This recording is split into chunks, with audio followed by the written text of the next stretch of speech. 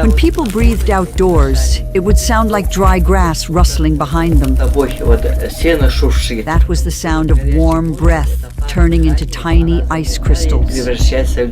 I'm in the coldest inhabited place on Earth, at the coldest time of the year. This is Onyekan. Just to stay alive, I'm wearing more than 20 layers of clothing, weighing nearly 14 kilos. Stepping outside from a warm 30 degrees Celsius home means facing a temperature drop of over 100 degrees. That's why I'm also wearing gloves, boots, pants, and a coat, all made from reindeer fur. And even that's not enough.